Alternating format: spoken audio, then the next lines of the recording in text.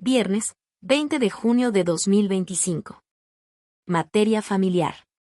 Tesis jurisprudenciales y aisladas. 1 de 3. Registro digital, 203-0559. Tipo, jurisprudencia. Alimentos de las personas menores de edad. Las obligaciones que asisten al Estado mexicano en la materia exigen verificarlos desde la perspectiva de la persona que debe otorgarlos, así como desde la persona que le corresponde recibirlos. Hechos: en una controversia familiar, una mujer demandó a su exconcubino el pago de una pensión alimenticia tanto para ella, como para su hija menor de edad. En primera instancia se condenó al demandado a pagar alimentos provisionales mientras continuaba el juicio.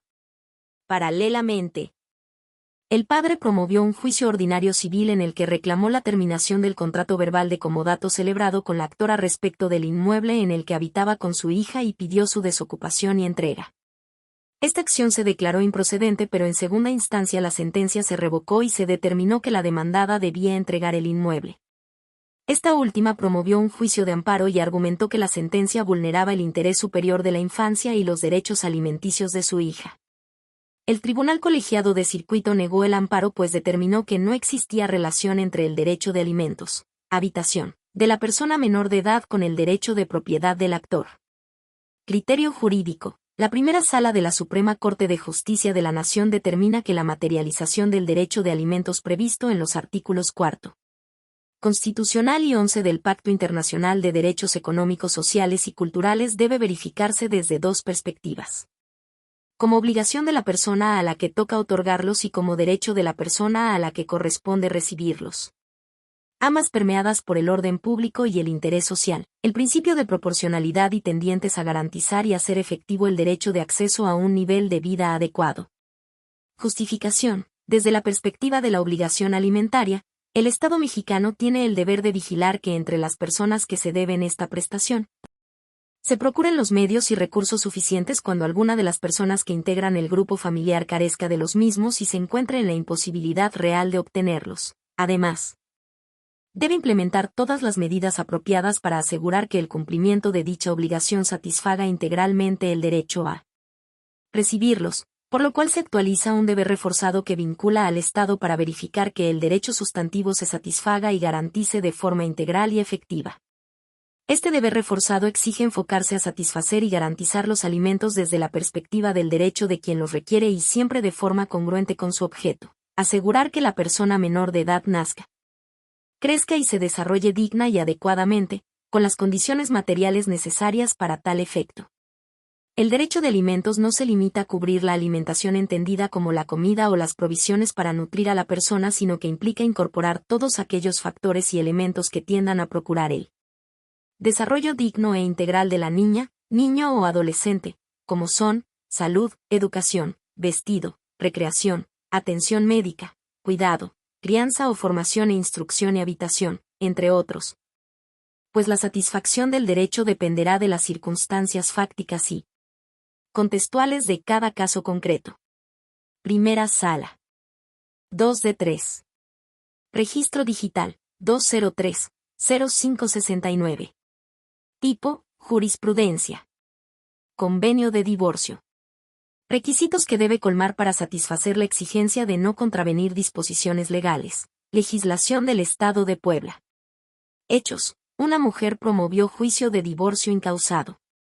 Durante su sustanciación las partes celebraron y ratificaron un convenio en el que establecieron los términos de la disolución del vínculo matrimonial, el régimen de convivencia y la forma de sufragar las necesidades alimentarias de los hijos, sin establecer pensión alimenticia ni compensación económica para la actora.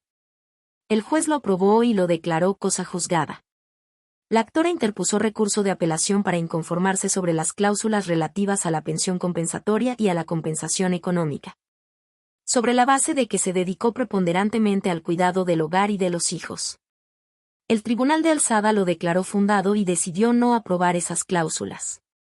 El demandado promovió amparo directo, el cual fue concedido al considerar que la resolución de primera instancia era inatacable por constituir cosa juzgada de acuerdo con los artículos 448 del Código Civil y 223 del Código de Procedimientos Civiles, ambos para el Estado Libre y Soberano de Puebla. Criterio jurídico.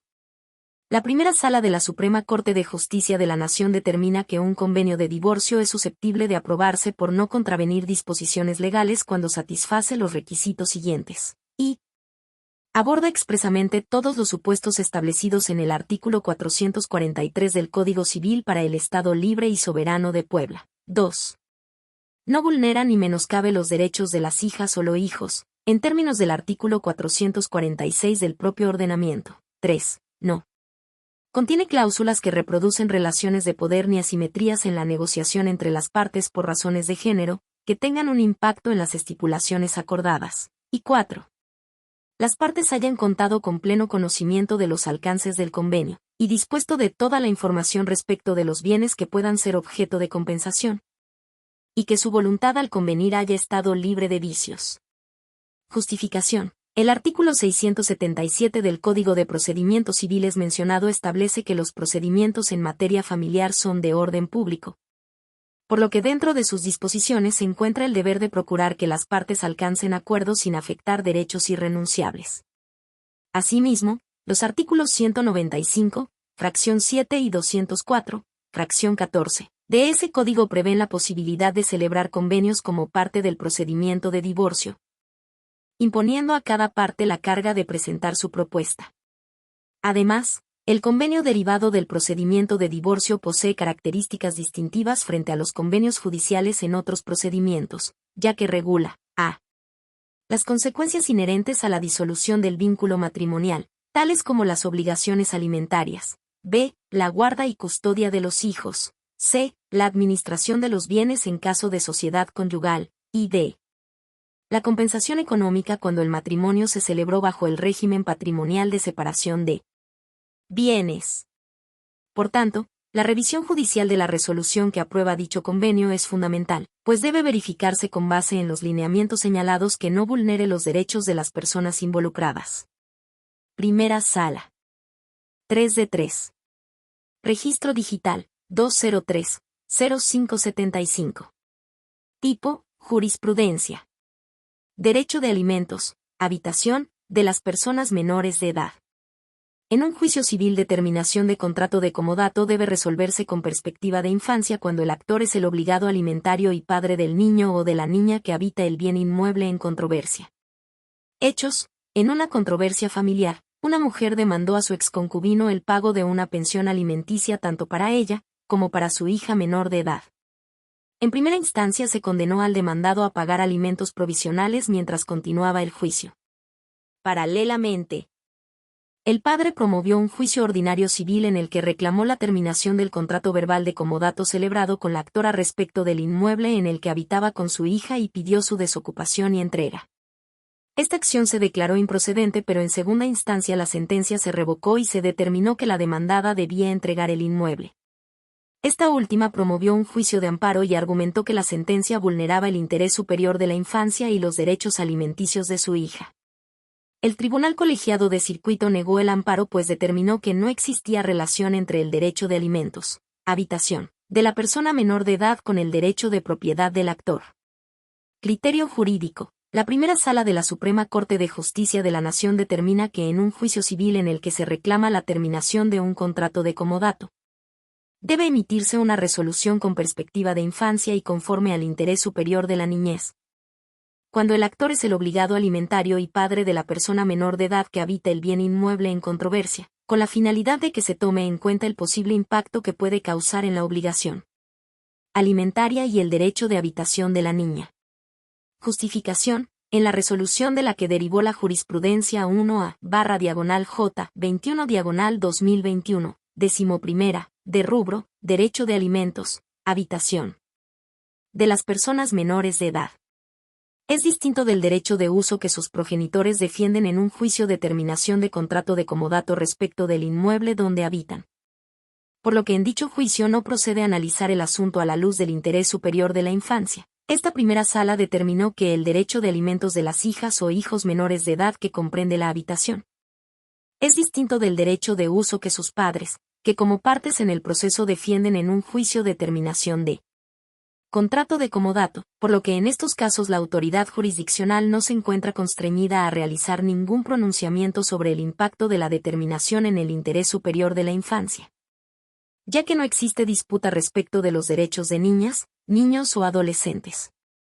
Sin embargo, en congruencia con el principio del interés superior de la infancia debe distinguirse entre aquellos procedimientos jurisdiccionales en los que se resuelve sobre los derechos de niñas, niños o adolescentes, respecto de aquellos en que no se dilucida acerca de sus derechos, pero cuya resolución puede afectarlos potencialmente o incidir en intereses protegidos por su esfera jurídica. Cuando la parte actora en el juicio civil de terminación del contrato de comodato es el padre de una menor de edad y, por tanto, una de las personas obligadas a otorgarle alimentos. Cualquier decisión emitida en una controversia respecto del bien inmueble en el que ésta habita puede incidir en la materialización de su derecho de alimentos. Primera Sala.